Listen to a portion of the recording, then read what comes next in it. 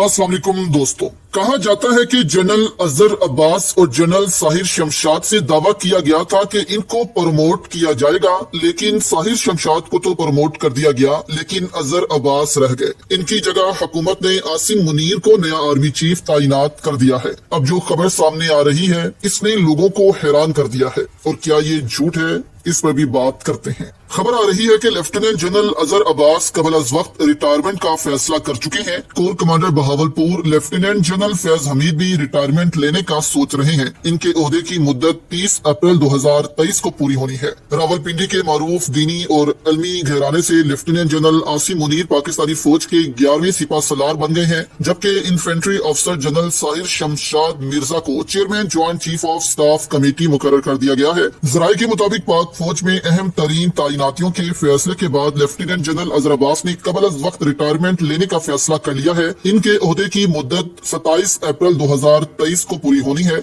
जबकि core commander Bahawalpur lieutenant general Faiz Hamid भी retirement लेने का सोच रहे हैं और इन्होंने 30 अप्रैल 2023 को रिटायर होना है। पाकिस्तान में लेफ्टिनेंट जनरल बनने वाला हर जनरल 3 बरस के लिए काम करता है और मुद्दत के इख्तिताम पर अगर 4 स्टार जनरल के ओहदे पर तरक्की ना दी जाए तो वो रिटायर हो जाता है, जबकि ओहदे पर तरक्की की सूरत में मजीद 3 बरस तक काम करता है। यानी कि जैसे जनरल आसिम मुनीर रिटायर हो रहे थे, लेकिन उनको 4 स्टार जनरल बना दिया गया, तो उनके रिटायरमेंट की मुद्दत 3 साल आगे चली गई और वो 3 साल और काम करेंगे। अब देखिए, होता यूं है कि अगर किसी जूनियर को आर्मी चीफ लगा दिया जाए तो फिर बाकी सीनियर कहते हैं कि अब वो प्री मैच्योर रिटायरमेंट ले रहे हैं। अब देखने में तो अजहर अब्बास फैज हमीद की जो रिटायरमेंट है वो 6-6 7-7 माह की रह गई है और इनके बाद इन्होंने रिटायर होना है। लेकिन सवाल ये बनता है कि आर्मी चीफ तो मोस्ट सीनियर बना है, फिर क्यों ये इस्तीफा या प्री मैच्योर रिटायरमेंट ले रहे हैं। मेजर रिटायर आदिल राजा ने इसकी 2 वजह बताई हैं। एक तो ये कि जानकर ये खबर फैलाई गई ताकि इदारे में ही लड़ाई करवा दी जाए। जैसे कि नून लीग का आपको मालूम है कि हर इदारे को इन्होंने तबाह किया है। अब फौज के इदारे को भी पंजाब पुलिस बनाना चाहते हैं। अब मोहसिन बेग की कुछ तस्वीरें आ रही हैं आसिम मुनीर के साथ, जिस पर कहा जा रहा है कि मोहसिन बेग ने भी नून लीग के सामने लॉबिंग की आसिम मुनीर के लिए, क्योंकि वो इनके बहुत अच्छे दोस्त हैं। ये बातें भी लोग कर रहे हैं कि ऐसे दोस्त होने की वजह से मोहसिन बेग में इतनी हिम्मत हुई कि वो FIA पर गोलियां चला सकें और इनको आज तक कोई भी पकड़ नहीं सका। और मोहसिन बेग इमरान खान को भी वार्न कर चुके हैं कि इमरान खान अब तो तू गया, ये उनके एग्जैक्ट अल्फाज थे। अब दूसरा, आदिल राजा कहते हैं कि दूसरी ये वजह हो सकती है कि बात दुरुस्त हो और अजहर अब्बास को कहा जा रहा हो कि अब प्री मैच्योर रिटायरमेंट ले लें।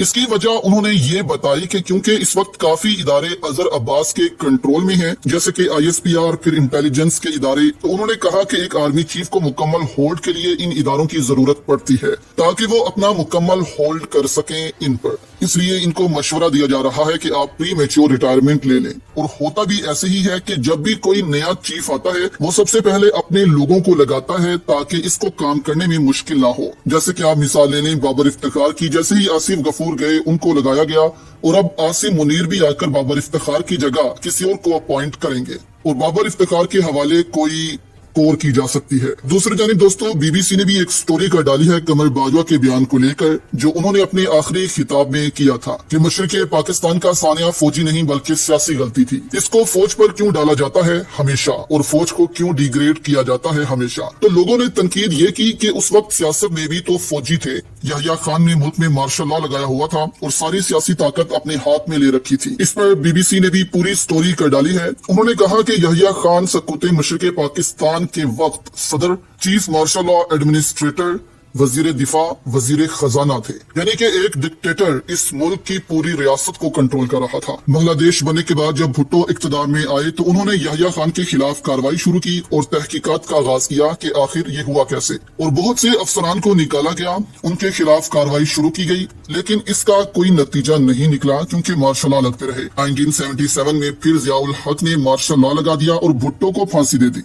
तो जब इस मुल्क में 30-35 साल हुकूमत ही डिक्टेटर्स ने की तो फिर कैसे मशरिक़े पाकिस्तान एक सियासी गलती था। तो BBC ने भी जो कमर बाजवा ने डिफेंड किया यहया खान को, इसको काउंटर किया। यहया खान को मुल्क का गद्दार कहा जाता है कि इसकी पॉलिसीज की वजह से मुल्क टूटा। इमरान खान आज क्या कहते हैं, वो भी ये कहते हैं कि फौज कभी भी अवाम को जोड़ नहीं सकती। अवाम को एक रखने के लिए सियासी जमातों को काम करना पड़ता है।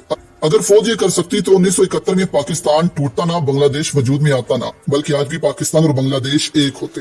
उस वक्त भी एक फौजी था इक्तदार में और उसके